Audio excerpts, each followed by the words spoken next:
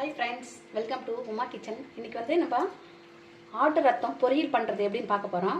அதுக்கு தேவையான பொருள் எடுத்து வச்சிருக்கேன். ஒரு ரத்தம் எடுத்து நம்ம க்ளீன் பண்ணி நல்லா வேக வச்சு பொடியை நல்லா தூள் பண்ணி வச்சிருக்கேன். தேவையான அளவு உப்பு சேர்த்துக்கலாம். கொஞ்சம் எண்ணெய் எடுத்து வச்சிருக்கேன். 2 பச்சை மிளகாய் நறுக்கி வச்சிருக்கேன். ஒரு வெங்காயம் நறுக்கி வச்சிருக்கேன். ஒரு துண்டு இஞ்சி எடுத்து வச்சிருக்கேன். கொஞ்சம் கொத்தமல்லி எடுத்து வச்சிருக்கேன். 2 ஸ்பூன் மிளகு தூள் எடுத்து வச்சிருக்கேன். கொஞ்சம் கருவேப்பிலை எடுத்து வச்சிருக்கேன். 1 ஸ்பூன் வந்து சோம்பு எடுத்து வச்சிருக்கேன். லைட்டாக நான் உப்பு போட்டு வேக வச்சு அதை நல்லா பொடியை எடுத்து வச்சுருக்கேன், உதுத்து வச்சுருக்கேன். நம்ம லைட்டாக உப்பு போட்டு கூட சேர்த்துக்கலாம். இப்போ நம்ம ஜாரில் வந்து கொத்தமல்லியும் இஞ்சி சேர்த்துக்கிறேன், கொத்தமல்லி சேர்த்துக்கிறேன், அது கூட சோம்பு சேர்த்துக்கிறேன். இது மூணுத்தையும் அரைச்சிட்டு நம்ம எப்படி சேர்த்துன்னு பார்க்கலாம். இப்போ நம்ம அதில் லைட்டாக தண்ணி விட்டு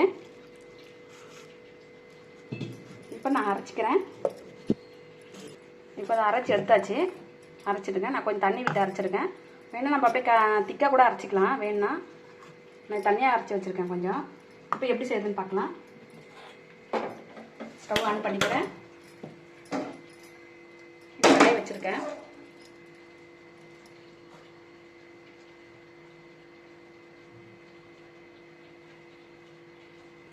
கொஞ்சமாக எண்ணெய் ஊற்றிக்கிறேன். எண்ணெய் ஊற்றிட்டேன். இப்போ சூடு இருந்ததுக்கப்புறம் 2 சீரகம் சேர்த்துக்கலாம்ல. லைட்டாக கொஞ்சம் சீரகம் சேர்க்குறேன்.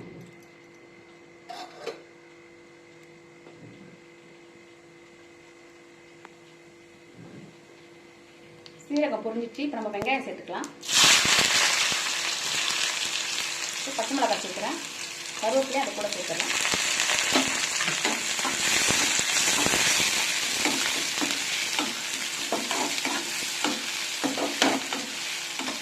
நம்ம தேவைப்பட்டால் இதில் கடலை பருப்பு உளுத்தம் பருப்பும் சேர்க்கலாம். அதனால சாப்பிடும்போது கடிப்படமும் நல்ல டேஸ்ட்டாக தான் இருக்கும். சில பேருக்கு பருப்பு போட்டால் பிடிக்காது. நான் வந்து பருப்பு சேர்க்காம தான் செய்வேன்.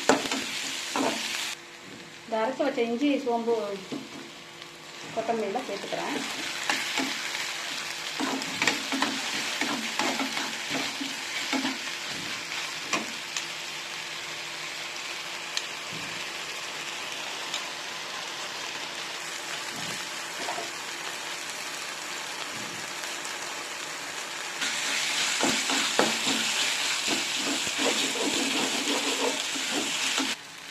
மிளகு தூள் இதில் சேர்த்துறேன்.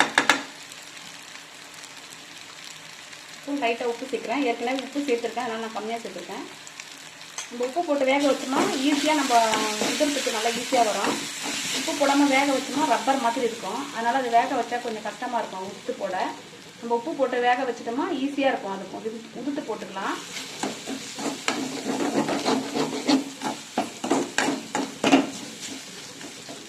இப்போ நான் இந்த ரத்தத்தை சேர்த்துக்கிறேன்.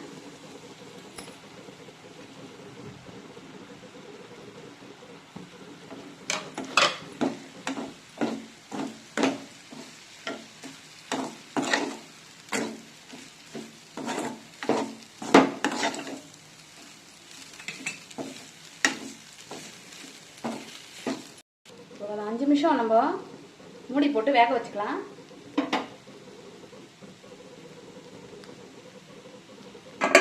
மூடி போட்டு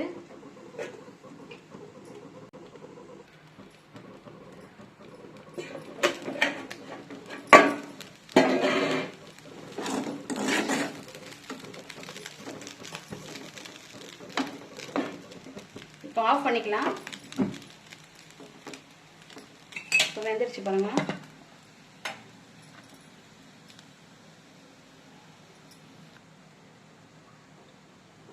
டேஸ்டான ஆட்டு ரத்தம் பொரியல் ரெடி ஆயிடுச்சு பாருங்க. கண்டிப்பாக வீட்டில் ட்ரை பண்ணுங்க. மறக்காம சப்ஸ்கிரைப் பண்ணுங்க, லைக் போடுங்க, ஷேர் பண்ணுங்க.